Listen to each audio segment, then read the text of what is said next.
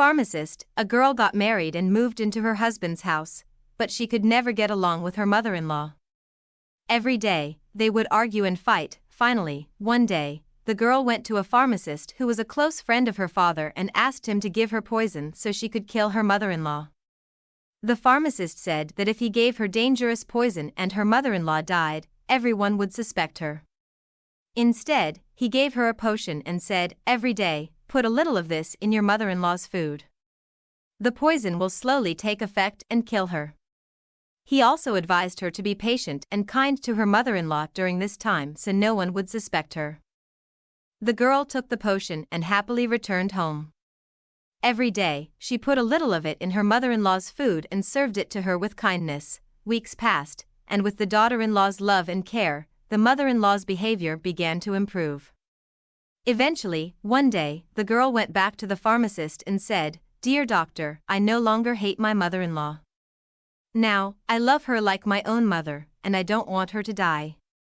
Please give me another medicine to remove the poison from her body." The pharmacist smiled and said, "Don't worry, my dear. The potion I gave you wasn't poison. The poison was in your mind, and now it has disappeared with the love you've shown to your mother-in-law." God did not create everything in one day.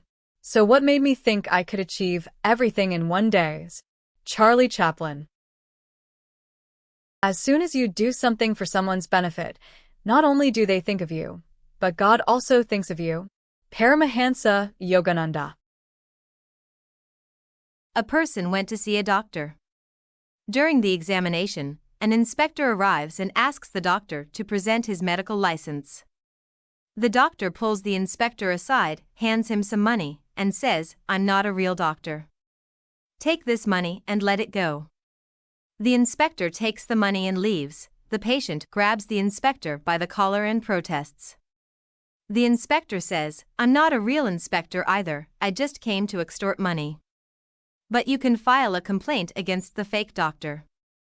The patient gives a bitter smile and says, "Actually, I'm not a patient either, I just came to get a sick note to skip work." In a society where everyone is, in some way, tainted by corruption or at least wrongdoing, how can corruption be fought decisively and at its root?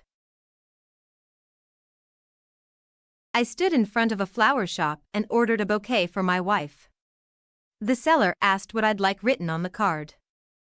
I smiled and wrote, "Until death parts us, I'll wake up every morning, hold you close, and bring you breakfast in bed."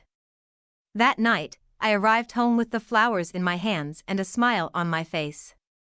I quickly climbed the stairs, but when I entered the house, I found my wife lying on the bed, lifeless. She had been battling cancer for months, and I had been so preoccupied with my mistress that I hadn't noticed. She knew she would pass away soon and wanted to shield me from our son's negative reactions to our impending divorce. At least, in our son's eyes, I was a loving husband. The small details in life are the most important things in our relationships. A house, a car, possessions, and wealth don't matter. They only create an environment for happiness but don't bring happiness themselves. Strive to be your spouse's friend and do everything you can to nurture the bond between you, because once it's gone, regret will be of no use. Built a bridge. In ancient times, two brothers worked side by side on the land they had inherited from their father. They had built houses close to each other and were living happily.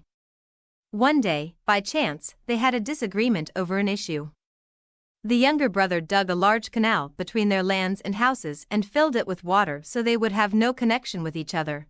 The older brother was also upset and asked a carpenter to build tall wooden fences so he wouldn't see his brother.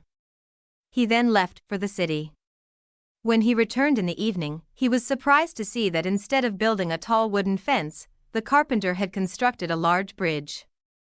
The younger brother, who had been watching this scene since morning, thought to himself that his older brother must have ordered the bridge to be built as a gesture of reconciliation. He eagerly waited for his brother's return. He went and embraced his older brother, apologizing to him. The two brothers asked the carpenter to stay with them for a few days as their guest.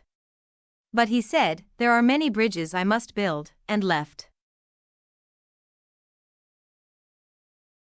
The news of Nobel's death. Alfred Nobel was one of the few people who had the chance to read their own obituary before dying. When his brother Ludwig passed away, newspapers mistakenly thought that the famous Nobel, the inventor of dynamite, had died. When Alfred read the newspapers in the morning, he was stunned to see the front-page headline, "Alfred Nobel, the merchant of death and inventor of the deadliest human weapon, has died." Alfred was deeply upset. He thought to himself, "Is this how I want to be remembered after I die?" He quickly brought out his will.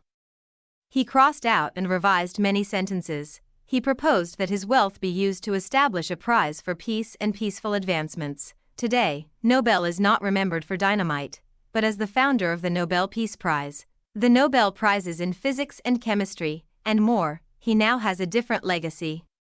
One decision is enough to change a destiny.